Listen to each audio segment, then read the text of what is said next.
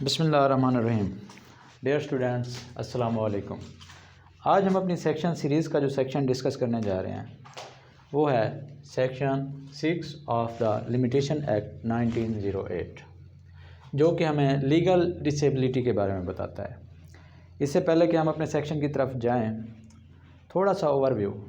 Limitation act किस लिए है? लिमिटेशन एक्ट ये बताता है कि आपने कोई भी अगर कोर्ट की तरफ जाकर कोर्ट में जाना है, कोई भी एप्लीकेशन दायर करनी है, कोई भी अपील दायर करनी है, कोई भी रिव्यू कुछ भी जो आपने दायर करना है, उसके लिए एक टाइम लिमिटेशन एक्ट आपको बता देता है कि आपने 30 दिनों में ये एप्लीकेशन दायर करनी है। 30 से 31 नहीं करेंगे आप। अगर आप 31, 32, 33 आगे जाएंगे तो हर एक दिन जो कि आप एक्सटेंशन लेना चाहते हैं उसको जस्टिफाई करेंगे, कोर्ट को बताएंगे, कोर्ट को सेटिस्फाइड करेंगे, फिर जाके कोर्ट एडमिट कर सकती है। अदरवाइज़ जो जनरल रूल है वो ये है कि उस टाइम में अगर आप नहीं जाते तो कोर्ट आपका दावा डिसमिस कर देगी। अब जबकि ये रूल सेट हो चुका है लिमिटेशन एक्ट में, तो फिर अगर कभी कोई ऐसी कंडीशन आ जाए कि कोई बंदा जिसको ज़रूरत पेश हुई है कि वो कोर्ट की तरफ जाए और अपना हक़ ले कोर्ट के ज़रिए से, लेकिन जिस दिन वो ज़रूरत पेश आई है उस दिन वो बंदा लीगली डिसेबल था। लीगली डिसेबल मतलब अगर कोई बंदा माइनर होता है, 18 साल से कम है, तो फिर कोर्ट जो है लीगली वो दावा नहीं कर सकता। तो फिर क्या होता है, जब कानून ने उसे लीगली डिसेबल कह दिया है कि आप दावा दायर नहीं कर सकते, तो या फिर कोई इंसेन है, पागल है, तो वो भी दावा दायर नहीं कर सकता, या फिर कोई इडियट है। तो अगर इस टाइप की किसी की लीगल डिसेबिलिटी है और वो दावा दायर नहीं कर सकता, तो फिर उस पर ये जो टाइम है उसका इतलाक़ तो नहीं होगा।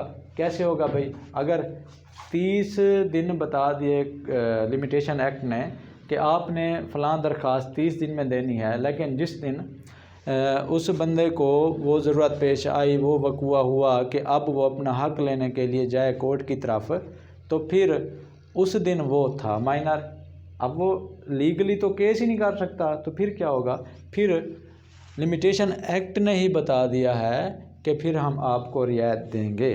फिर क्या रियायत देंगे, फिर कितनी एक्सटेंशन देंगे, फिर आपका टाइम कब शुरू होगा, वो आज हम अभी डिस्कस करेंगे। फ़र्ज़ करें अगर एक बंदा था माइनर की प्रॉपर्टी पर किसी ने कब्ज़ा कर लिया। माइनर की प्रॉपर्टी पर किसी ने कब्ज़ा कर लिया और फ़र्ज़ करें उसके पास हैं 60 दिन। 60 दिन के अंदर अंदर उसने जाना है कोर्ट की तरफ और उसने कोर्ट को बताना है कि फ़लाँ शख्स ने मेरी प्रॉपर्टी पर नाजायज़ कब्ज़ा किया है, अब मुझे कब्ज़ा वो लेके दें और उसको पनिशमेंट दें। तो अब वो था माइनर अब सूट फाइल नहीं कर सकता, तो फिर क्या किया जाएगा? या फिर वो था इंसेन, वो था पागल, दीवाना, वो जो भी था, तो लीगली डिसेबल था, वो कोर्ट की तरफ जाके वो अपना जो है सूट फाइल नहीं कर सकता कानूनी तौर पर। तो फिर क्या किया जाएगा? तो फिर कानून कहता है कि जिस दिन अगर वो माइनर था वो मेजर बनता है, वो बालिग बन जाता है, अडल्ट बनता है, माइनर था, फिर 18 साल जब उसकी उम्र होगी तो उसके बाद उसके ये वाले दिन शुरू होंगे। मतलब ये है कि जिस दिन उसकी डिसेबिलिटी ख़त्म हो गई उसके बाद से हम उसके दिन जो है शुरू करेंगे। ऐसा नहीं है कि जिस दिन उसको ज़रूरत पेश आई उस दिन, फ़र्ज़ करें उस वक़्त उसकी उम्र थी 12 साल, 12 साल की उम्र थी, उसने कोई दावा दायर करना था, फ़र्ज़ करें कोई और दावा दायर करना था जिसकी मियाद थी 3 माह। अब उसकी ख़ुद की उम्र 12 साल है, लीगली वो माइनर है और वो दावा दायर नहीं कर सकता।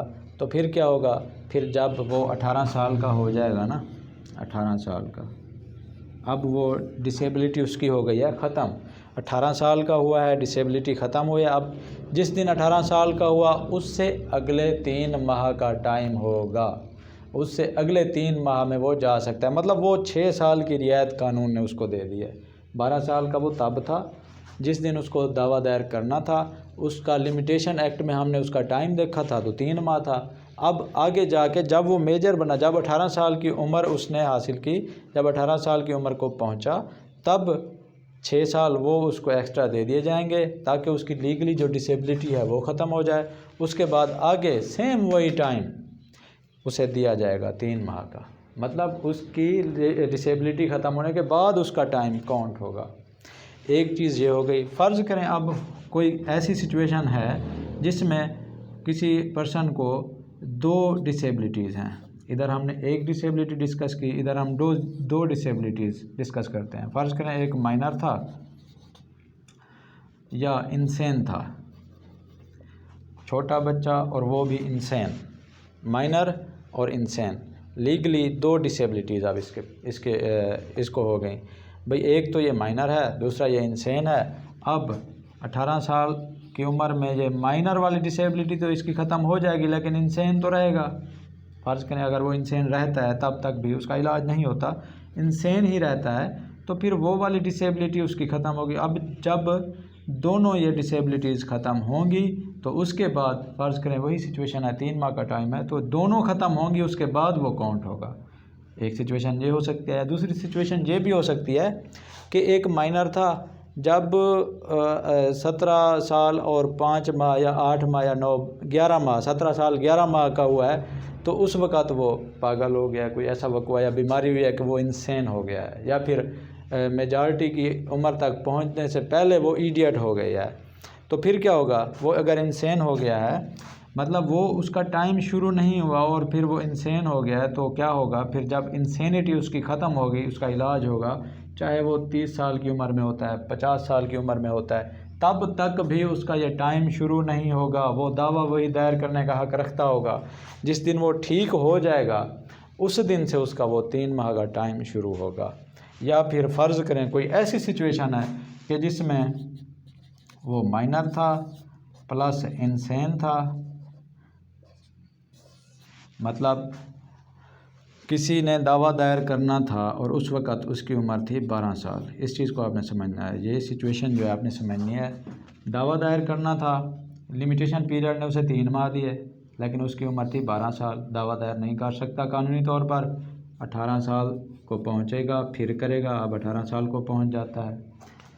लेकिन 18 साल की उम्र पहुंचने से पहले वो इंसेन हो जाता है, जैसे हमने ये सिचुएशन डिस्कस की। मतलब 17 साल 6 माह, 17 साल 11 माह की उम्र तक पहुंचने से पहले क्या होता है, वो इंसेन हो जाता है, कोई बीमारी हो जाती है, इंसेन। मतलब उसने अभी तक उसका टाइम स्टार्ट ही नहीं हुआ, वो लीगली डिसेबिलिटी से निकल ही नहीं रहा। 12 साल से 18 से पहले वो इंसेन हो गया। इंसेनिटी का इलाज चल रहा था कि वो जो है बंदा, उसकी डेथ हो गई। जब उसकी डेथ होगी, मतलब 12 साल से आगे तक 18 फिर 50 साल की उम्र तक पहुंचने तक भी वो इस काबिल नहीं हुआ कि वो सूट फाइल कर सके और उसकी डेथ हो गई, तो फिर डेथ के बाद भी कानून उसको हक़ दे रहा है। किसको दे रहा है, फिर उसको जो लीगल रिप्रेजेंटेटिव होंगे, जो उसके लीगल रिप्रेजेंटेटिव वर्सा होंगे, फिर कानून उनको हक़ देता है कि आप वो सूट फाइल करें जो आपके उस आबा व अजदाद या जिसने भी बाप दादा जो भी था उसने करना था, आप वो सूट फाइल कर सकते हैं। मतलब टाइम 3 माह का था। आप देखें कितना वो घूम फिर के, कितना उसको टाइम दिया जा रहा है घुमा फिरा के। मतलब कानून कभी भी अपनी तरफ से, अपने एंड पे किसी के साथ नाइंसाफ़ी नहीं कर रहा। अब उसके जो लीगल रिप्रेजेंटेटिव, फ़र्ज़ करें अब ये लीगल रिप्रेजेंटेटिव जो थे उसकी मौत के बाद, ये लीगल रिप्रेजेंटेटिव भी माइनर था, उसका एक बच्चा था, फ़र्ज़ करें उसका बच्चा था, जो कि जब उसकी डेथ हुई है तब वो भी फ़र्ज़ करें 15 साल का था। तो फिर 15 साल के बाद वो 18 का होगा, फिर उसके वो 3 माह शुरू होंगे। अब देखें जो 3 माह उसके वालिद को दिए गए थे, अब वो 3 माह घुमा फिरा के कब से शुरू हो रहे हैं, यहाँ से शुरू हो रहे हैं जब वो बच्चा 18 साल का हो रहा है। अब फ़र्ज़ करें इसकी सिर्फ एक ही डिसेबिलिटी थी और ये इंसेन नहीं था, कोई और इसमें कोई हर्डल नहीं है, सिर्फ यही डिसेबिलिटी थी कि वो फिर मेजर जब होगा 18 साल, फिर वो 3 माह के अंदर जो है दावा दायर कर सकेगा। ये सिचुएशन अगर आपको समझ आ गई है, अब हम रीड करेंगे तो आपको इंशाल्लाह क्लियर होता जाएगा। Where a person entitled to institute a suit or proceeding और make an application for the execution of a decree.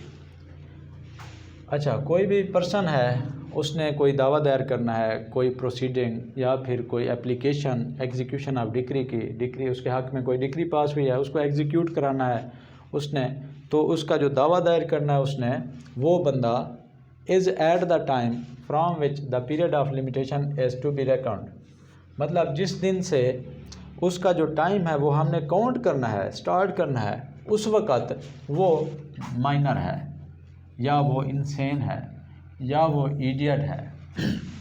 वो जिस दिन से हमने टाइम काउंट करना था उस दिन वो या माइनर है या इंसेन है या इडियट है, तो फिर क्या होगा, ही मे इंस्टीट्यूट, तो वो उसको हम इजाज़त देते हैं, ही मे उसको हम इजाज़त देते हैं, इंस्टीट्यूट आ सूट और प्रोसीडिंग और make an application within the same period after disability has ceased, मतलब 12 साल का था, अब 18 का होगा, डिसेबिलिटी सीज हो गई, फिर वहाँ से आफ्टर, उसके बाद से वही टाइम, सेम टाइम 3 माह का फ़र्ज करें था, तो तब से शुरू होगा जब उसकी डिसेबिलिटी ख़त्म हो रही है, सीज हो रही है। Got it. अब आगे बढ़ते हैं। As would otherwise have been allowed from the time prescribe therefor in the third column of the first schedule, या फिर वो कहता है कि उस टाइम से जो आपको फर्स्ट शेड्यूल के थर्ड कॉलम, अगर आप लिमिटेशन एक्ट के लास्ट में जो इसके साथ अटैच है शेड्यूल, उसको आप देखें, जिसमें टाइम फ्रेम का वो बता दिया गया है कि कितने टाइम में कौन जो है किसको कितना टाइम दिया जाएगा अपील के लिए, शूट के लिए, जितनी भी सिचुएशंस है उसमें डिस्कस की हुई है। उसका जो थर्ड कॉलम है उसमें ये है कि वो टाइम किस दिन से शुरू होगा। फ़र्ज़ करें अगर हम देखते हैं कि भाई डेथ सेंटेंस हुई है किसी को, अगर किसी को सज़ाए मौत हुई है, कोर्ट ऑफ सेशन ने या हाई कोर्ट ने सज़ाए मौत दी है, उसके बाद उस बंदे ने इसमें कहता है कि 7 दिन, फर्स्ट शेड्यूल में कहता है 7 दिन के अंदर वो आगे अपील की तरफ जाए, अपील करेगा, तो अगर वो डेथ सेंटेंस के ख़िलाफ़ 7 दिन अपील करेगा तो उसका 7 दिन जो है वो किस दिन से काउंट होगा, ये थर्ड कॉलम बता रहा है कि उस दिन से द डे ऑफ सेंटेंस। अगर हम स्पेसिफिक डेथ सेंटेंस के केस को देखें तो जिस दिन उसको वो डेथ सेंटेंस अवार्ड हुई है उसी दिन से उसका टाइम जो है काउंट होगा। इसी तरह वो कहता है कि मुख्तलिफ़ सिचुएशन के लिए हमने बता दिया है कि किस दिन से, कौन सी सिचुएशन में किस दिन से उसका टाइम काउंट होगा। या फिर section 48 of the code of civil procedure 1908, section 48 जो डिक्री होती है, डिक्री के अंदर कुछ सिचुएशन इसमें दी गई हैं जिसमें टाइम बार्ड हो जाता है। कुछ सिचुएशंस हैं, कुछ रीज़न्स हैं, कुछ सिचुएशंस हैं जिनकी वजह से टाइम बार्ड हो, section 48 code of civil procedure का। इसके बाद सेक्शन 2 जो है वो कहता है we are such person is eight